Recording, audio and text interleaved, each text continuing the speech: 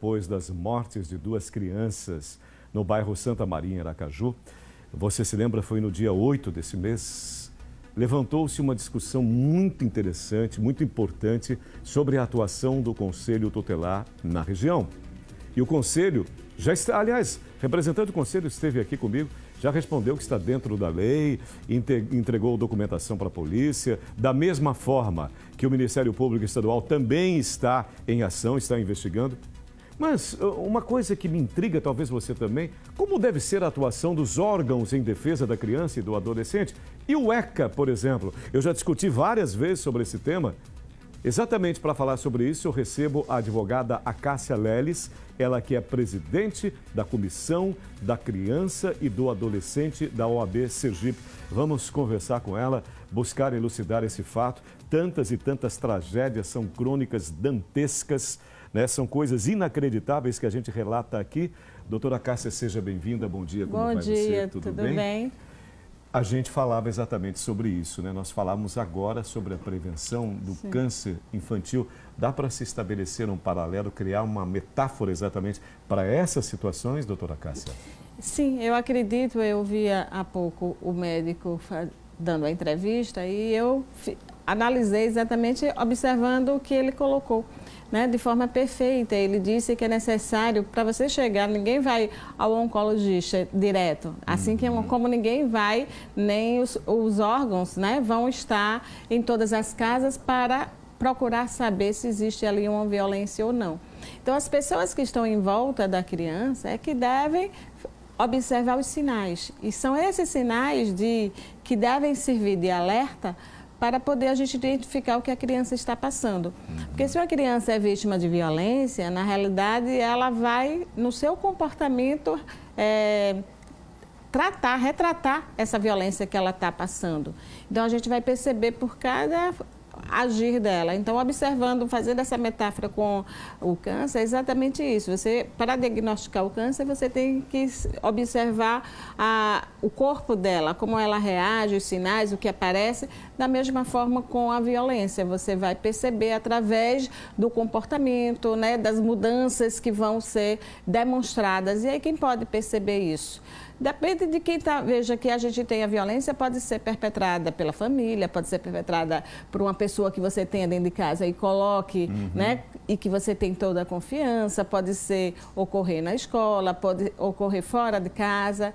Então, as pessoas que estão em volta da criança é que tem que dar essa atenção especial à criança. A gente tem que estar sempre atento, observando o dia a dia dela e as características que ela apresenta. O doutor Oswaldo realmente colocou muito bem essa questão da prevenção, do monitoramento, que ele seja constante. Eu te pergunto, eu já tive a oportunidade, inclusive, de comentar contigo a respeito do ECA, dessa evolução do ECA, do aprimoramento do ECA, que é bom, mas as pessoas têm uma percepção completamente negativa a respeito, e também com relação aos conselhos tutelares. Qual é a sua visão a respeito disso, doutora Cássia? Veja, até nós acabamos de completar 30 anos da Convenção, né, Internacional do Direito da Criança, agora no dia 20. Então, a gente tem aí essa mudança, né, de legislação a partir de 88 e com essa convenção também, e tratar a criança nas suas especificidades e observando aí o seu desenvolvimento. E aí a legislação, especial a Constituição Federal, que trouxe a responsabilidade para todos, né? A responsabilidade, porque quando você culpa a família, culpa o Estado, todos nós somos responsáveis por essa proteção à criança. A criança é vulnerável, ela não tem como se defender. E ela vai se defender, às vezes ela tem que se defender daqueles que deveriam protegê-la. Então é necessário que todos fiquem atentos. Nós todos somos responsáveis pela criança. A criança, ela está sob a responsabilidade do Estado, da família e também da sociedade. Nós que somos, né, ainda que nós não tenhamos, a gente tem que interferir nas relações privadas quando uma criança está sendo vítima de violência. Então, ela, muitas vezes, o sinal dela, o grito de socorro dela está no seu comportamento. Às vezes, ela pode não dizer, mas a gente vai perceber e identificar que ela está sendo vítima de violência. Eu te confesso, doutora Cássia, que eu fico emocionalmente esgotado em narrar todos esses fatos sempre, há muitos anos, né? Sim. Eu estou em jornalismo há 40 anos, enfim.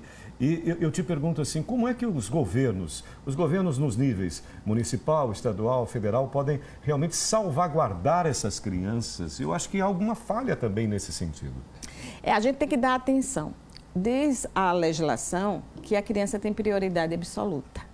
E aí eu pergunto, será que realmente o governo está cumprindo o que a legislação estabelece, que é a prioridade absoluta? Exato. Será que a criança está sendo prioridade absoluta nos orçamentos públicos, né? Nos orçamentos do Estado, do município e da União? Será que está sendo colocado lá de forma prioritária para a criação de escolas, para as políticas públicas de uma forma geral?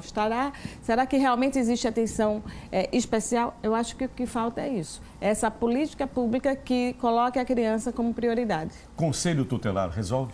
Conselho tutelar é um dos caminhos. Na realidade, a gente não pode pensar que um só tem a capacidade de solucionar, né? Na realidade, é por isso que a própria Constituição, a legislação, ela estabelece. Ela coloca lá que família, sociedade e Estado, porque ela sabe que um só pode falhar.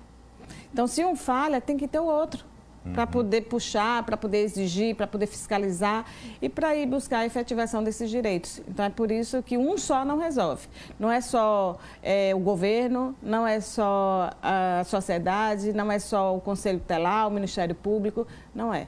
Na realidade, é como se fala, é uma rede de atendimento. Então, se essa rede falhar, se furar essa rede, a gente vai ter problemas. É necessário que todos juntos enviem esforços no sentido de assegurar essa proteção. Eu passaria horas contigo discutindo a respeito do tema, mas para a gente encerrar, duas questões que eu considero prioritárias. Primeiro, a família. Sim. Né? O núcleo familiar, eu vejo o núcleo familiar tão distorcido, às vezes até destruído, e também denúncia. Pessoas que estejam ao redor, Isso. O quanto é importante também a denúncia. Família e denúncia. Isso, é importante. A família é a base, né? A base da sociedade. Na realidade, é o pilar de toda e qualquer pessoa. Então, aquele cidadão que vai estar no meio da sociedade, né? Que vai compor essa sociedade, ele é a família que deu base, né? São princípios éticos e morais, tudo isso. E também a gente tem que pensar que a violência, ela é histórica, né? Ela faz parte da história da sociedade. E ela pode se moldar, né, em diferentes níveis.